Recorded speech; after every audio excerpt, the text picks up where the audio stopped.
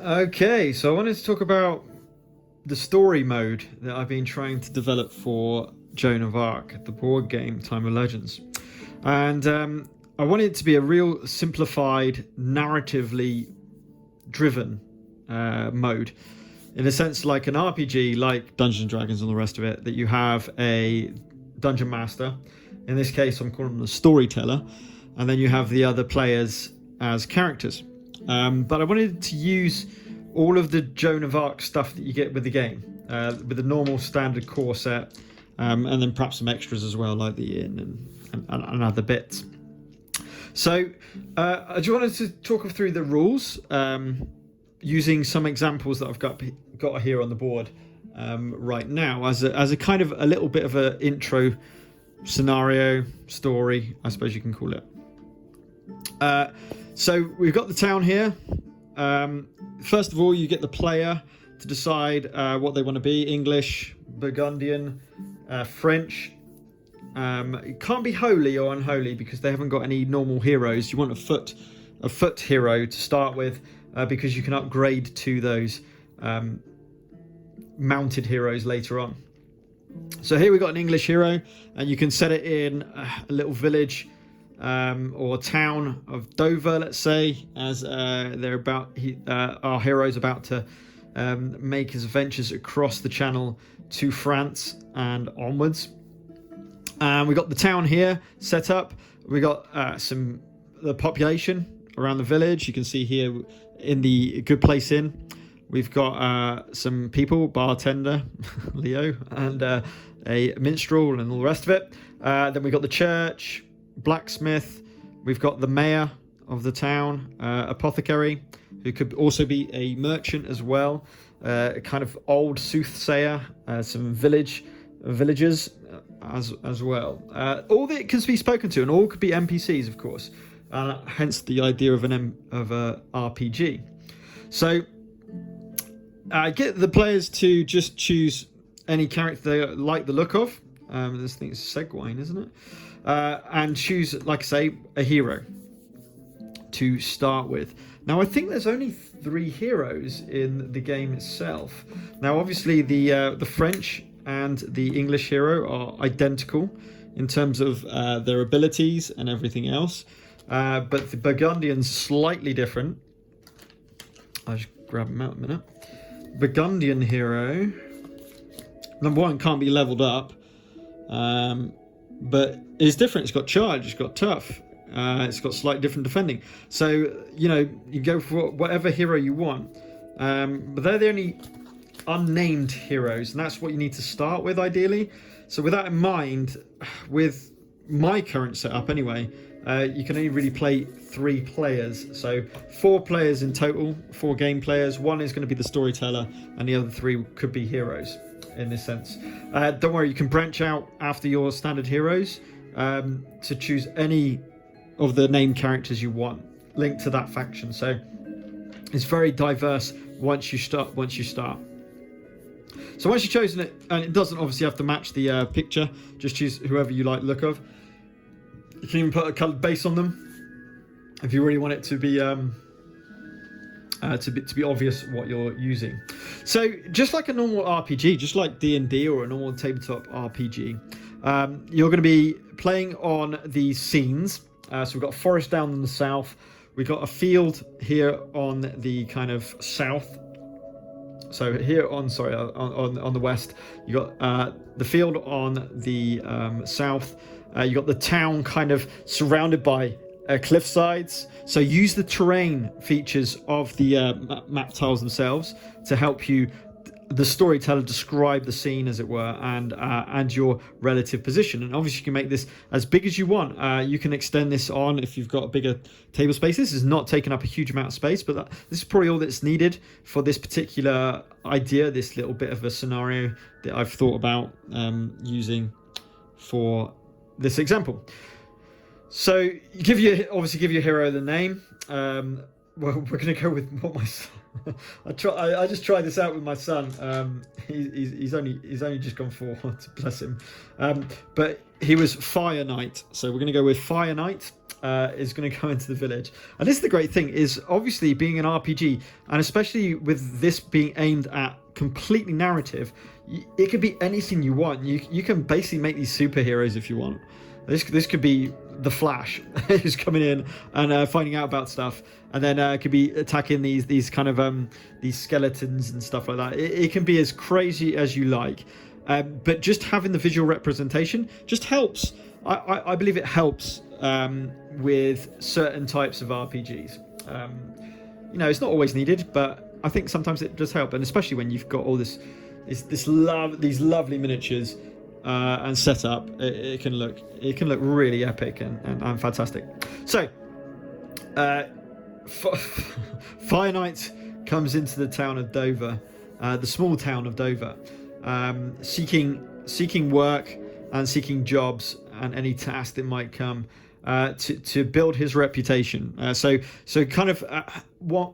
I haven't actually included this in the rules, but what might be quite useful is to ask your players what their drives are. What do they want? Do they want fame? Do they want kind of this idea of notability? Do they want to become almost married into hierarchy or whatever, or heraldry?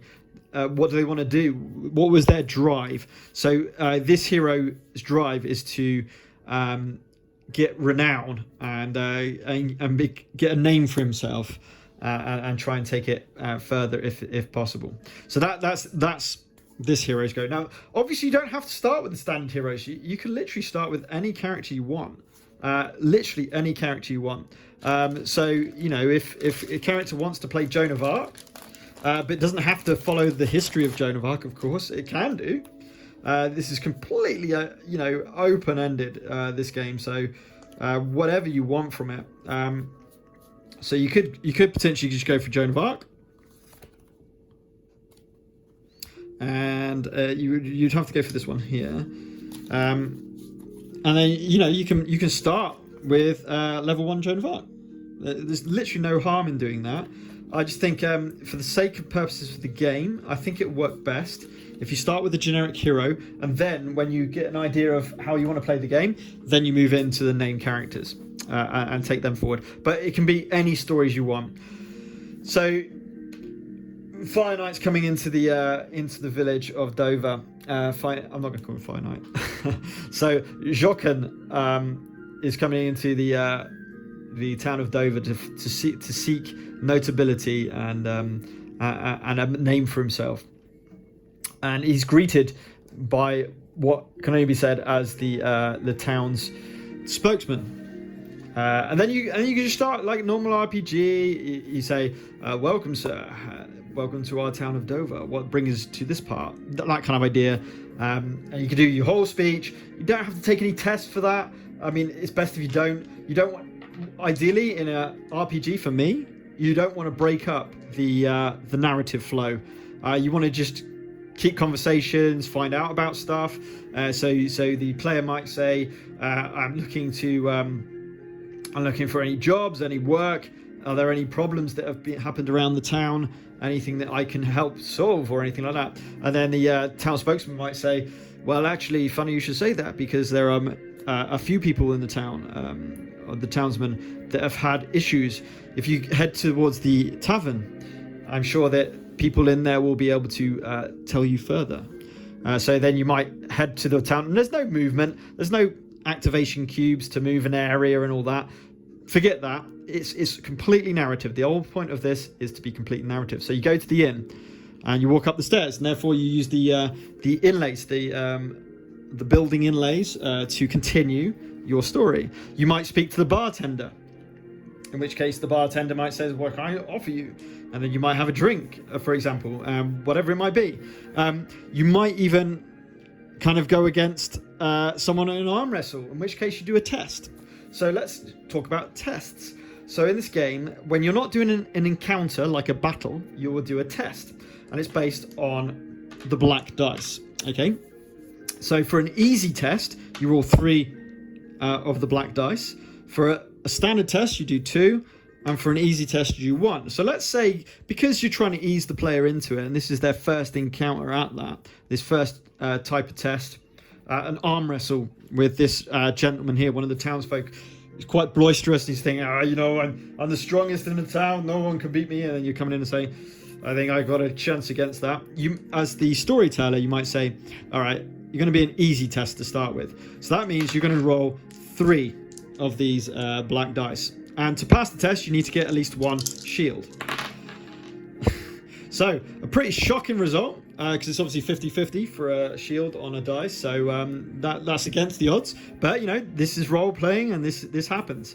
And then this gentleman, Siegfried, the whole point is when you do these tests, when you do these rolls, everything's got to be narrative. Ideally, everything should be narrative. So then you go down the lines of Siegfried.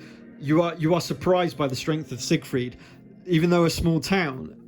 How can there be someone, you know, as strong as you, as a seasoned warrior, to take you down in a simple fight of arm wrestling? He defeats you and takes you down, and then says, "Now you owe me one." Now, I've called legend points the currency of the game. Okay, so just as you get in the normal set, you get these legend points. These are the currency.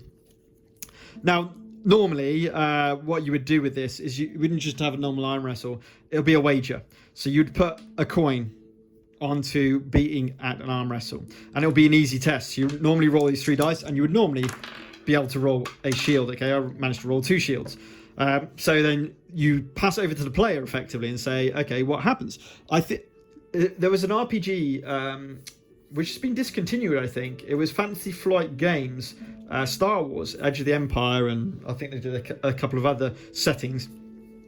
And they used a system, a dice system, which is like pass and fail with advantage and disadvantage. And then it's purely narrative. So depending on how you did, you just handed it over to the player and said, right, what happens? And then as the storyteller, it's up to you to say, well, it's not quite like that. It changes slightly. The best way to do it is before the player rolls the dice, you can, especially in an encounter, you can ask them what are they going to do, what they're attempting to do. Are they attempting in a battle to kind of throw their enemy across the room onto some spikes or something? Or are they trying to implant their axe into their head or something? Or are they trying to maim them, take their legs out? Whatever it is they're trying to do, get the players to narrate what they intend to do before they roll the dice. Then they roll the dice. If they're successful, then that's going to trigger. And then as the storyteller, you can carry that narrative on. If they fail, you know what they were attempting to do, so that helps you to build the narrative. So here, we're just doing a simple arm wrestle, so it's a pretty simple thing. And then if this passed, then the storyteller would say, for example, Jorah, did I call him Jorah? Whatever he's called. So whatever the player's called, Jorah, let's say in this case, Jorah easily stacks Siegfried's hand to the table in the arm wrestling fight, just showing how strong he actually is. Siegfried and the surrounding patrons are quite in awe of how easily Jorah managed to win this arm wrestle and fight. So the thing that you bid, I suppose, for in terms of money, you get back. So you could actually bid 2 coins for this arm wrestling fight, and then you can win 2 back. So whatever you bid on a test, and that's completely up to the storyteller how they want to do it. They might just say you just put 1 in, and you can only double up. That's all that can happen. And then maybe they go, well, actually, after Siegfried, Thorin comes in, and he's like, well, Siegfried thought he was the best one here, but I'm the best one. And then you got to think, right, okay, this is going to be a bit harder. How much do I want to bet? I'm going to bet 2. And then suddenly it's a standard action test, because this is a stronger one. Then you're rolling 2 dice and trying to get a shield. I managed to get a shield still, and then I hit those 2 coins back, and I managed to get 4. So this is an example of a test that is like a little bit like a mini game, and it just uses these up to 3 black dice to do a test. 1 black dice is a difficult test, for example, a hard test, because it's a 50-50 chance of getting the shield. Okay, so it's 50-50 chance of being able to succeed the test. And I wanted the rule system in this game mode to be in the favor of the player, to move the narrative on, and to in the most part let the players win things. Okay, so that's just an example. He might have gone over to this shady fellow, this well-beat fellow, and said, "Well met. Can I buy you a drink, or what brings you to these parts?" And then he might say, as a storyteller, you'll know who this character is as NPC, and it might be, "I am Jonah. I've come from a nearby town, and I heard about some rumors of a witch in the nearby area, and I've come to rid this area of this terror." And then that can spark a conversation. So the player might say, "This is interesting. I also are seeking a name for myself, so I would be keen to join you in this journey." And therefore, they're kind of ganging up together. Now, as the storyteller, you will play this character, and it's up to you to decide who that character is. Obviously, being the first scenario, you might say, actually, he's this French. Let's say he's this French standard hero. So then you might go off and you might speak to him, and you say, "What do you know about this witch and stuff?" And he goes, "Well, I've only heard rumors." And then he says, "Well, we'll need to find out some more information about that." And let's say they go to the bartender and then say, "We've heard about these rumors of a witch in the nearby forest. Can you tell us any more information?" "Oh, I don't know much about it myself, but if you ask our soothsayer, who you'll see, he's the elderly gentleman in the village. He seems to know much about these unnatural happenings." So then you go out, you find the soothsayer or the elder, and then you speak to him, and he goes, "Yes, down in the forests in the south of the town. Oh, sorry, in the west of the town." And you might want to call north, west, and south and east before you play. There is a forest, and the witch is said to be hidden in that forest. But I know a way of getting them out. And then it depends on what you want to do as a storyteller. You can literally just tell the players. There's one tree in the forest, like give a clue. There's one tree in the forest which has been plagued. It is yellow in color. And if you set this alight, it will entice the witch out, and you will therefore be able to engage the witch. Or you might say, now you need to persuade this old man to help you, to give you a hint or whatever it might be, or you just head into the forest unwillingly and try and find this witch. So if it's a test, again, it depends on what the players basically say they're going to ask him. So they might say, "We will save the village. We will save this town from this menace, which has been the witch for a long time." Go down that route as a sympathizer, in which case the storyteller might go, "Well, okay, that's kind of like a standard action. Roll 2 dice. Don't get shield." Then he says, "I don't trust you yet. I don't know you," for example, something like that. So you hit tests with unopposed dice roll using up to 3 black dice, depending if it's easy, standard, or hard. Okay. Then let's say he does tell them, and he tells them about the setting the tree on fire. Then they go off to the forest, they set the tree on fire, and they hear this screaming, and then the witch comes out. Then you can basically just choose all the character cards and all the unit cards for all of the units. So the witch will be 2. Now, the witch will be 1, but because if you read the rules, because the heroes have got 1 hit point as well. I know it doesn't say on them, but it's 1 hit point. So you double them. For all character cards, just double them out of hit points. So each of our heroes have 2 hit points, and the witch has 2 hit points as well. Okay? So we got these. I'm just going to move that a second so you can see what I'm talking about. So now we trigger an encounter. Now the players could try to reason with the witch, persuade her, in which case, depending on what the storyteller wants to do, if they really want a confrontation, if the players decide to try and talk her out, she may get the initiative. Or you do a test, and it would probably be quite a hard test to persuade a witch. So you're probably looking at 1 dice to pass that test. And if they fail, again, the witch will get the initiative. If they don't, if they just engage the witch, so it's just a fair engagement in terms of one team against the other, then you roll 5 black dice for initiative roll. So the heroes, as a party, so you do it as 2 different sides. You don't do it for each character. I've just done it in terms of, I think to uncomplicate things, it's just one side versus another, rather than roll initiative, and then do it in all that order. Now, you can change that round, but I don't feel that's the right way of doing it, because just like in the normal game, if you pull together characters and units, you get additional benefits, of course, because you roll the dice together. And it's the same in this. So the heroes roll 2 shields. It's how many shields you get. The most amount of shields, the witch gets no shields. So the heroes have initiative, so they're going to attack first. And you just follow exactly what it says on the cards. Now, dodge is really strong, and I'm going to allow it to be really strong in this game. It's almost like an automatic block, okay? So it's like an automatic block.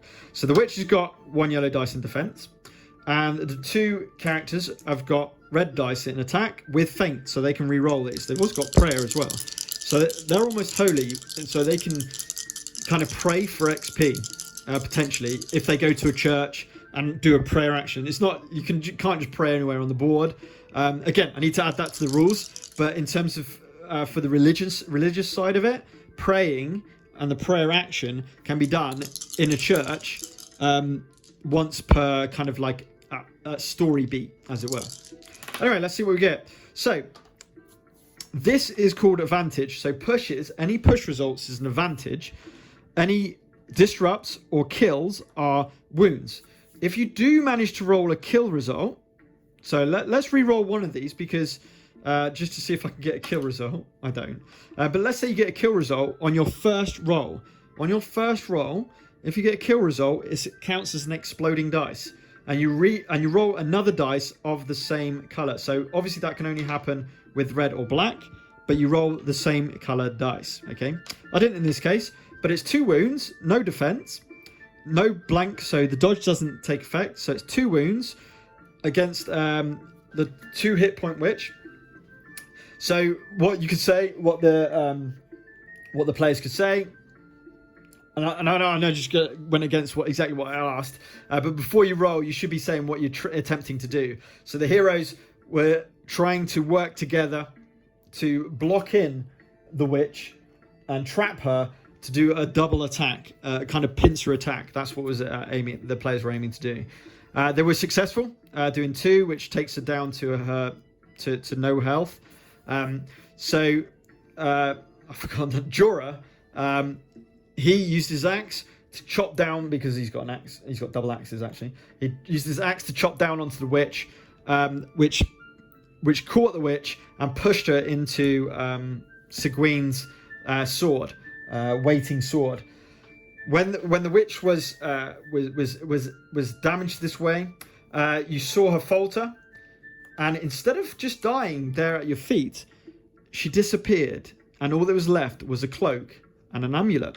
Now, this brings me to the idea of items. So, in this game, I really can't remember where I put them. Oh dear. In this game, there will be items that you can get for your heroes.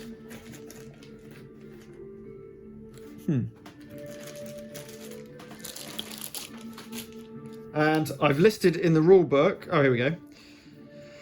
I've listed in the rulebook what items are available to use from the item deck, okay? Because some of them won't make any sense, obviously. And these are all of them.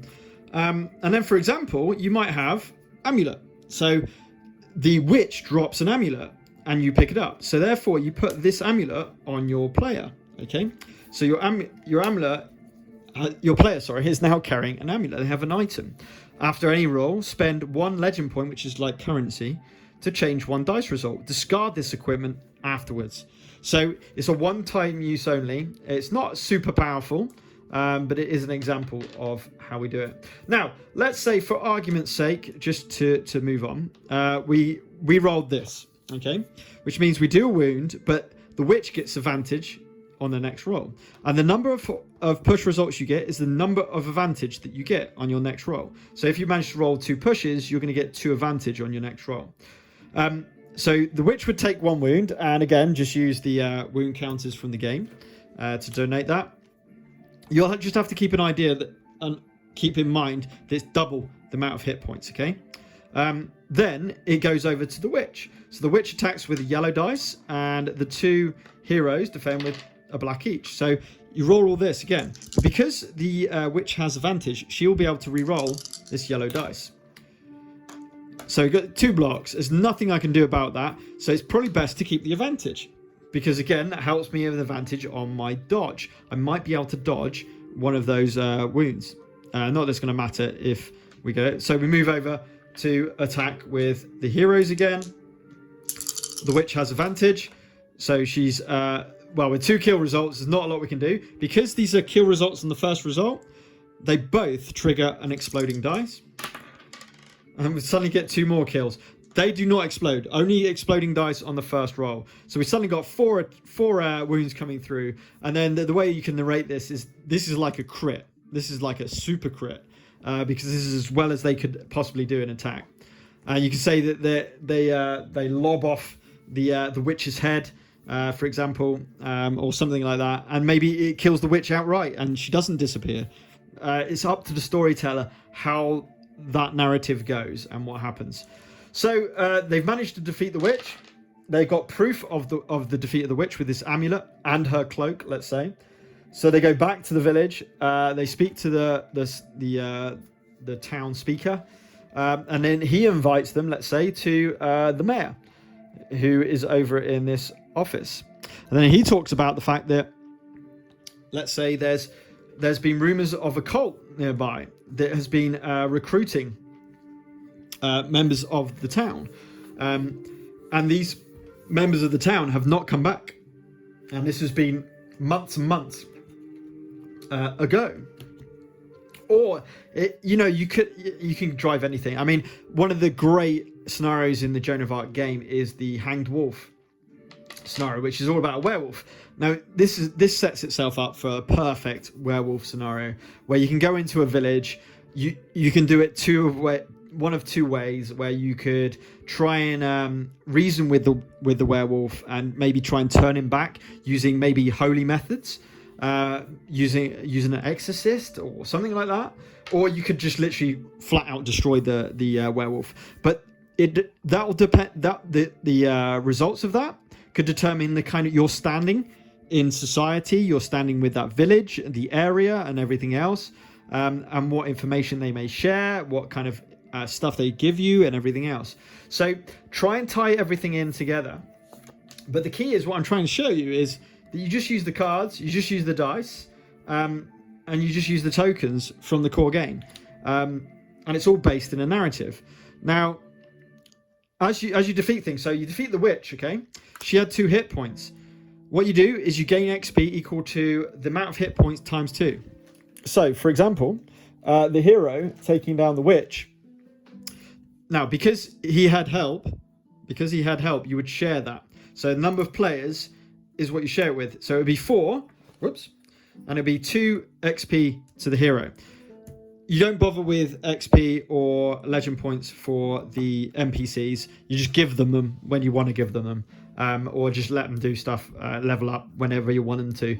But in the case of this, it's 4 XP for the witch itself. If, for example, the player did not take the help of the hero and still defeated the witch, they would get 4 XP, which means they could level up their hero straight away after doing the witch story beat, because it's 3 XP.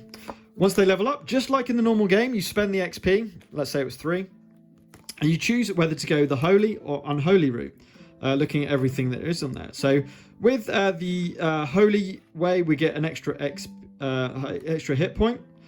Command may take effect. I haven't come onto that with the rules about like leading troops and stuff like that, but I'm pretty sure that will come into play.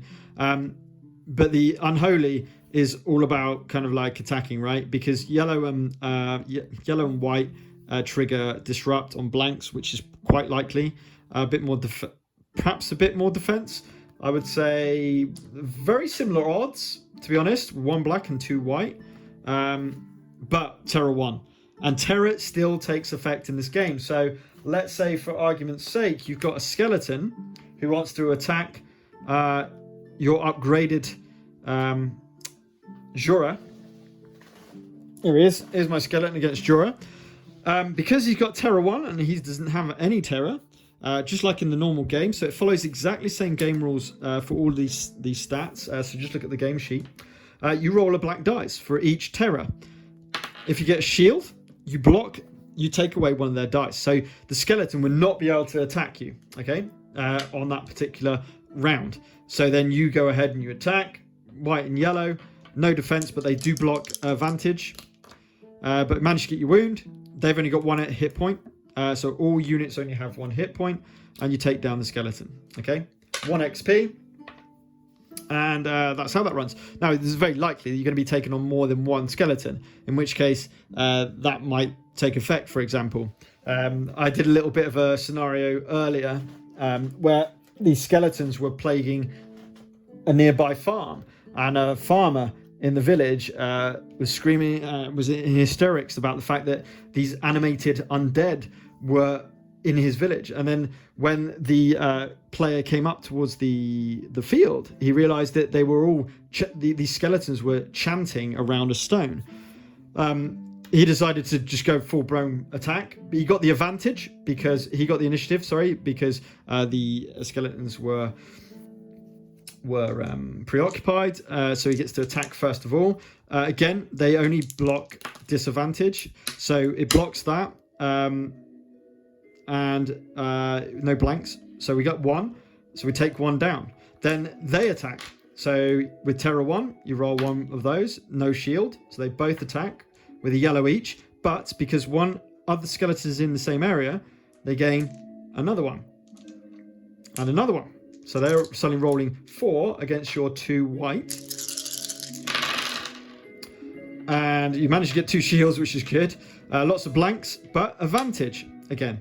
So now, if you manage to get advantages, they cancel each other out. Okay, so advantages on on the attack and defense side cancel each other out. So this would cancel any advantage out. But I rolled this, so it's advantage to the skeletons. Now it's my attack again. So again, they don't roll any, so they're not gonna. On the next roll, you get advantage on the next roll, so don't worry about the advantage. It's going to move on to their attack if they get 1. This moves on to a disrupt, as it says here, so that's 2, and that takes down 2, and then you basically narrate what's happening as the player. So moving along, sinks 1 axe into the sternum of the first skeleton, and then quickly combos on to lop off the head of the 3rd skeleton. All the skeletons are diminished. 3 XP, because 3 skeletons, okay? 3 hit points of monsters killed, as it were. To level up again is going to cost you 6. It's going to cost you 6 XP. And what you do, the idea of leveling up again means that you go to a named hero, as long as it's on the same faction. So I would grab all of my English cards, and I would decide, do I want to be Earl of Suffolk? Probably not. Well, maybe, I don't know. John Falstaff, he's quite good. Remember, these have all got level up abilities as well. John Falstaff is again, probably not great, although probably not great, but probably awesome. Pretty awesome upload. The Black Prince is obviously extremely good. That was leveled up. So you may want to go with him. But again, 2 red and a black is strong. It's perhaps not the strongest. Charge is always good. Charge means that you always get the advantage 1. And also when attacking or defending, you may roll 1 dice. So, oh, sorry, that was not charge and feint. Still good. John Chandras. So you can basically go through it. You can even go as John Lannister, John of Lancaster, sorry, if you wanted to, which means you get a lot of these. There's no cards in the game, so that's pointless. But when defending, blanks give you that. When attacking, you get legend points, and when defending, you cancel one. So, it might be something to take. You leave it up to the players to decide on how they want to go. Now, in terms of mounted heroes, there will be times during the game where you'll be able to buy a horse. Okay, and now that'll be up to the... So you grab a horse, which is an item, horses. If the owner is foot infantry, he gains the cavalry and the charge skill. So automatically, whoever gets the horse gets that. And you can gain horses from any form of way the storyteller wants to do it. So it might be a test, it might be a whole story beat that you're training to be a rider. A really cool little scenario you can do in medieval times, of course, is a tournament. So you might have hand-to-hand combat as a round. You might have jousting as another round. You might have archery as another round. Now, obviously, archery, you don't have any heroes with an archery skill. However, you do have eventually a exceptional crossbow, which enables you to be able to shoot. So perhaps you go down that route. So, it's literally limitless, the possibilities, which is the same for any RPG. And I wanted this mode to be as streamlined and simple as possible. I didn't want, there isn't an official Joan of Arc RPG, of course, which by the sounds of it and just by hearing about, I haven't got it at the moment. I'm waiting for the 1.5, but it sounds really... in depth. It sounds absolutely fantastic, but it's very much in the history of the times, which is fantastic. Whereas I wanted to just do a completely fantastical version where you can literally do any story you wanted, using all of the Joan of Arc components, using the characters that have already been set out for you, and just take these characters on adventures and take people on these stories. And that was really the key. So obviously with towns and villages, you can have a shopkeeper. In the case of ours, we've got the apothecary, which can help you heal. So let's say, for argument's sake, excuse me, we were taken out by the witch. In which case, we've taken let's get back to our first level. We've taken 2 hit points of damage, okay? So we've taken our first hit point, our first damage, and then we get attacked again and we take our second point of damage. That would normally, in the normal game, take you to the infirmary. It's very similar here, well, if you didn't get a kill result. Whatever result was, as long as it takes out the last wound, you are wounded. And you need to roll this doom dice. Now, if you roll a death result, you are killed. You are killed in the game.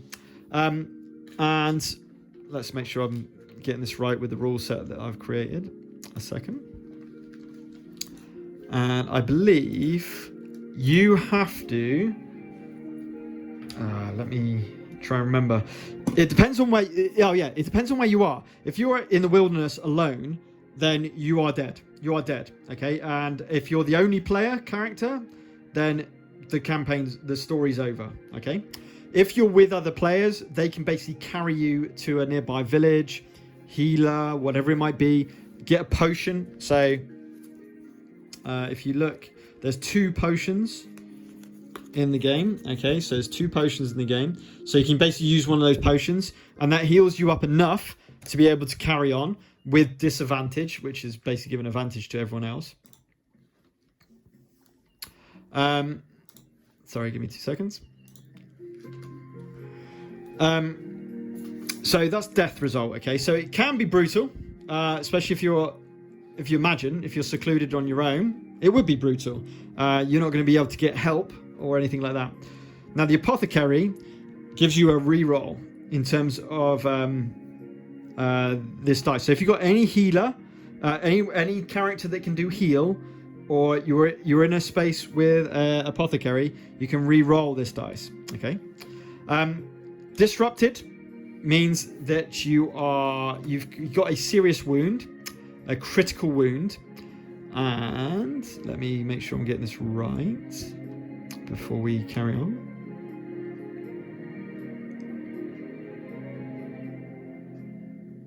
Here we go. Critically wounded. So unless another... Oh, sorry. No. Sorry, I got that wrong. There we go. I don't even know my own rules. Death is death. It means that your character is taken out. If you're the only character, the story's finished.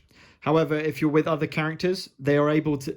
They can either give you a potion, or if they are a healer, they can heal you one. Okay, that's it. Disrupted...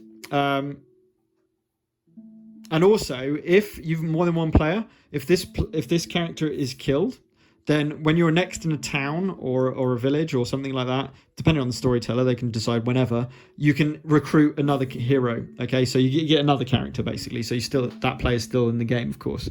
Disrupted is critically wounded, and unless there is a character, NPC or player who can get the wounded character to a healer or give them a potion, they succumb to their wounds and they suffer the same as a death result. So this depends on where they are. Waiting is you've been wounded, and you stay wounded until you get to a healer, or have been healed by a potion. And then until that point, every encounter you do, your opponent will always have an advantage 1. Okay, which means they can re-roll one of their attack and defense dice. They always have the advantage 1, no matter who else is in the party with you. Okay. Then you've got rally, of course, which means that you recover from your wounds and you play as normal. You keep this wound on you. You don't recover that wound, but you don't have this advantage. You just play as normal. But you obviously you can heal. So apothecary could heal you up. You could use potion to heal, whatever it might be.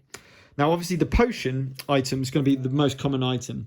So this is going to be available from pretty much everyone. Now, the apothecary can heal you up. It will cost money. And this is where cost comes in. So there'll be a shop. There'll be traders around the world that you can buy items from. And I've put on the kind of like rule set how much the suggested cost of the items will be. And kind of like... as they go from very, very common or basic to intermediate and more advanced to rare items. And you can buy... Now, some of these won't be available, of course. It's up to the storyteller. They might just have potions, for example. It might literally just have potions. Maybe potions and a shield or a helmet or something like that, which you can buy. How do you get legend points, which are effectively money? You can... Like we had our arm wrestling contest before, so there might be tests you do. Let's say they defeat the witch. They go back into the town and they speak to the mayor of the town, and he says, you have done a fantastic deed here. Here's 2 legend points. Okay? And you can call them gold if you want. And then you can go to the shopkeeper. You can spend these. You can get a potion, and therefore you've got a potion and the amulet, which I've lost. But the amulet from before, whatever. So you keep moving like that. You might want to spend 1 legend point to heal, and then you heal all wounds. And when you get to, let's say, I don't know, Lahir. So let's say you've gone French, and you want to go with literally like a beast, who is Lahir. He's an absolute monster who I've lost a card for. Brilliant. Where is he? Might be on the back of these. Yeah, there he is. So let's say you go Lahir. So what you'll have to do is you spend 3 XP to level up to level 2. Then you spend 6 XP to level up to to level up from level 2 starting hero. It costs 6 XP. So you choose any character. So let's say you choose Lahir. Then to go up again, it's 3 times the printed cost. So it would cost 12 XP to get Lahir up to level 3. But you see here, he's got 3 hit points. He's also an absolute beast. But if you chuck him up to level 2 Lahir, you've got 4 hit points. So if you go to the healer, it might be like 1 legend point per hit point healed or something like that. It's really up to the storyteller to decide on the difficulty of that. It might be 1 legendary point, it heals you completely, no matter what you are. And then you obviously start to become that character, which is really quite cool. So that's the idea of XP and legend points and how to spend legend points. Wound tokens obviously used as well. You could do mystery, so you know the question mark tokens. I haven't got any here, I don't think, with me straight. Oh, yes, I do. So there might be question mark ones. So for example, and you might even do a very, very similar scenario like the Hang Wolf, where you have a wolf one and then a bunch of maybe 3 or 4 blank tokens. There we go. You shuffle them up. Well, you may not even shuffle them. The storyteller might go, okay, I've got these 5 tokens. You tell the players that there are 5 suspects that could potentially be the wolf in the village, and then you put them on the where is it? You put them on the character cards. Okay, so you've got the character cards out like that, and then you put each of these on the character cards, and then they either speak to those characters to bring up a narrative, or they perhaps, you can come up with whatever rules you want.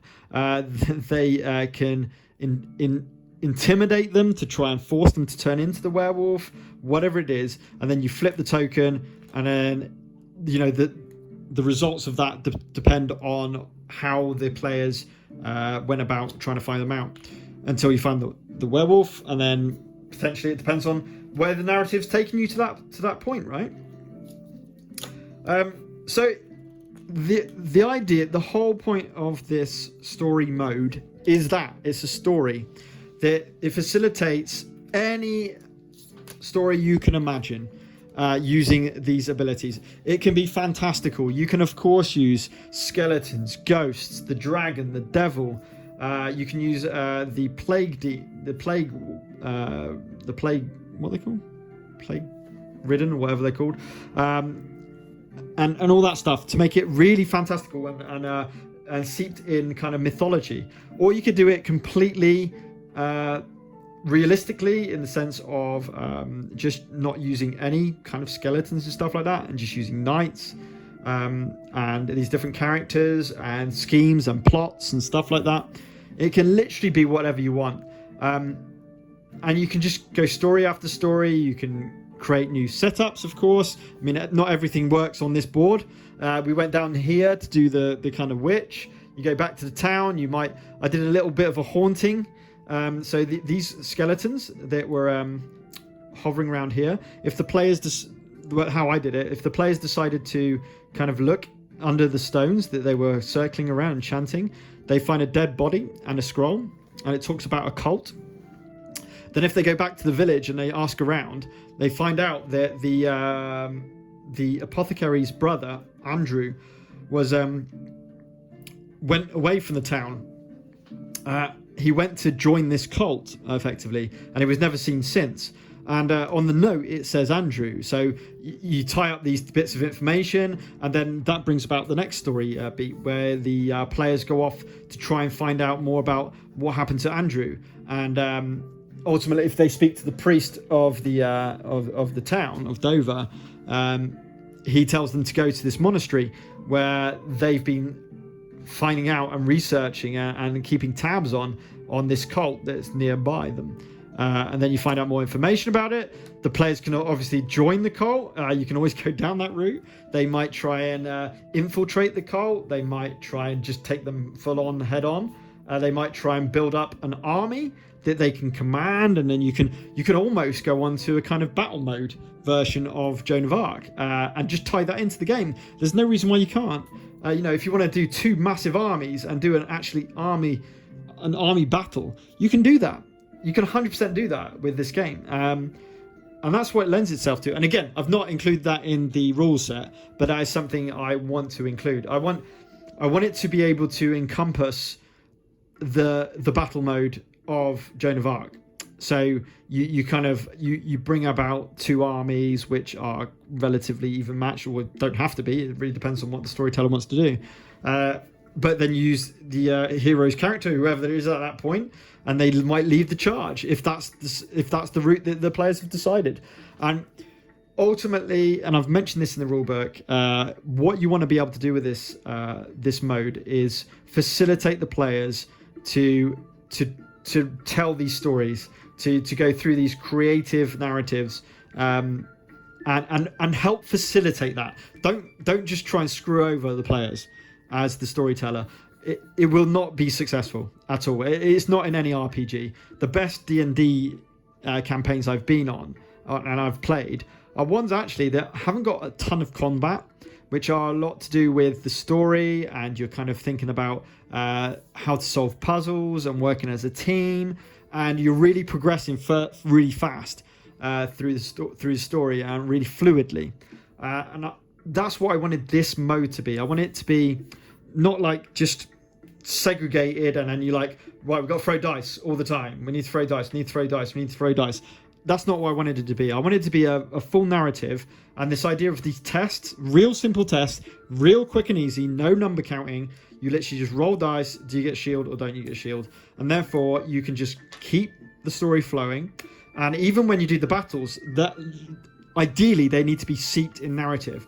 And the results that you get will determine what that narrative drives as. So that's the plan for my version of Joan of Arc story mode. And obviously, the more content you've got for Joan of Arc, I haven't got all the content. You can move into sieges. You can have the castle. As I said, you can have jousting competitions to win, like, the princess's heart and hand in favor. You can even get married. The players could get married. You could do fairy tale stories. You've got the dragon, of course, so you could do St. George and the Dragon style stories. There's so many possibilities with the amount of content that we've got with this game, that it was just screaming to me that it needed a real simple mode where you could just tell stories, and you could just have fun with these amazing miniatures, these fantastic cards, which are really good. These characters are so good, and it just lends itself, and these dice, which are, different strengths of dice, which have all been decided for you. You don't have to decide anything about those. The equipment, the character cards, all tell you about what the strengths and weaknesses of all the characters are. That's all done for you. That you don't have to do anything as a storyteller, apart from think about the stories. And that's what really attracted me to kind of design this mode and have a go at it. Obviously, the rule book, or the rule set that I've produced already, is version 1.1. It's just text. I will be looking to include diagrams and examples and graphics, just to make it look a little bit more accessible. But hopefully, just going through this nearly hour of kind of explanation and how it works, hopefully that's helped to figure out how it kind of works, as it were. I don't think there was anything else I wanted to talk about. We talked about tests, money and items. We talked about, just look at the rule set to look at the items and what I've set for the cost and which band they would be in. What I haven't mentioned is how it's, hopefully picked up from this video, is how it differs from Joan of Arc the game. Obviously, you won't see a War Council board. There's no orders, there's no cubes, there's no banners. You don't move, like activate an area, move to the next area. I did not want it to be a gamified board game. It needed to be an RPG, very much a flow. So you literally move your character around to different parts, you attack them, but you can visualize everything because of the quality of the miniatures and the scale. The scale's massive. The scale is such a massive thing. To be able to produce a town, a forest and a field in this small footprint is huge, absolutely massive, which is the advantage of the official RPG, of course. So no movement, no orders, no command orders, no charge orders. Charge, by the way, in this game, how I've done it is if you've got charge as a for example, Lahir has charge as a skill, you basically get the advantage, the initiative immediately. Is that it, or did I say you get the advantage? I did put it somewhere. I can't remember. I think I said you get the initiative.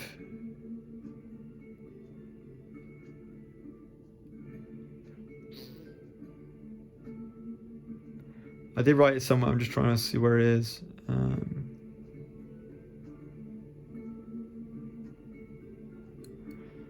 Okay, it could be quite a while trying to find that. I can't remember. Oh, anyone with the charge keyword automatically gets an advantage 2 on their first roll. So they don't get the initiative. Sorry, they don't get the initiative. They get an advantage 2, which means they can re-roll up to 2 dice on their first roll.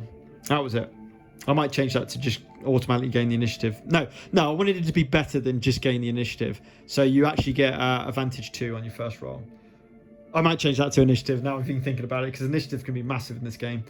So I think I'm going to change that to charge is you automatically gain initiative in a battle. But yeah, so there's no charge cubes, but there is a charge skill. No interrupts or anything like that. It's just like I said, the initiative roll, and then you go back and forth until the encounter is resolved. There's no reason why you can't have an opposed dice roll like an encounter. It's not a battle. You could do something different. I don't know, a test of wit or something. I don't know. But that's up to the storyteller to kind of decide for that.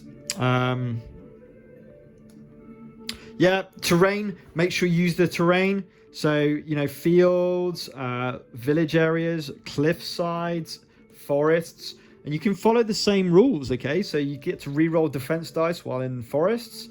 If you're inside a house, you're kind of barricaded in. You can barricade. You can use all of the... Because the rules are so good for Joan of Arc, really, to be completely honest.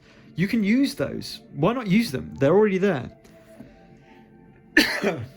Use the interiors, of course. That's massive. I think that's fantastic to be able to use all the interiors of all your buildings. Obviously, Ars Nova has got a ton of interiors you can use if you wanted to. And there's no war council. No war council, no round turn order, obviously, or anything like that. So you don't worry about the war council. So you don't actually need that massive board to play this game. Okay, I think I've covered everything so far in this very early stage of Joan of Arc, the story mode, which I am developing. Hopefully you get to have a go, see what it's like. I'm hoping to do a little bit of a playthrough, which I will record, so you can kind of see how it works in reality. But hopefully you get a chance to use your Joan of Arc stuff a little bit more. As I said, you can make these stories as simple, as fun. I mean, I really, obviously, playing with my son, who's just turned, who's only a little bit older than 4 years old. I didn't talk about like death and the devil and all that stuff. It was very much kind of Disney style. You got these skeletons that come around and you destroy them, they disappear, that kind of idea. You speak to the townsfolk. Oh, I want to get rid of the ghosties. Yeah, you got the ghosties, and they're coming around, and they're more funny ghosts, as it were, and then you kind of defeat them. And it doesn't have to be all about slashing and killing and stuff. It can be about kind of like silly. You punch them, and they go poof, and it's a smoke and stuff like that. So you can literally make this whatever you want. So in terms of targeted audience, it can be whatever your players are. It really can. That's what drove me to kind of start this whole process of developing the game. Was I just wanted to. My son really liked playing with the miniatures and just making up his own little stories about them attacking each other, and he gets the idea of kind of like unholy or kind of evil and good and that kind of idea. So yeah, he was just bashing them together, and I thought it was a great opportunity to just create some really nice stories, but using all this stuff and just make it a little bit more controlled. And yeah, it really does work. So hopefully you get a chance to try it yourselves. Please do let me know how you found it, and give any feedback. Please do, to try and develop this into a little bit more of a robust system. I'm fully aware this is not replacing the official RPG. It is not a true 5th edition RPG. It's nowhere near in depth like that. It's a storytelling mode. That's the best way to just kind of describe it, of how I would describe it anyway. Okay, guys, thanks for watching, and I hope you enjoy playing Joan of Arc story mode as well, and you get a chance to do so too. Until next time, keep gaming.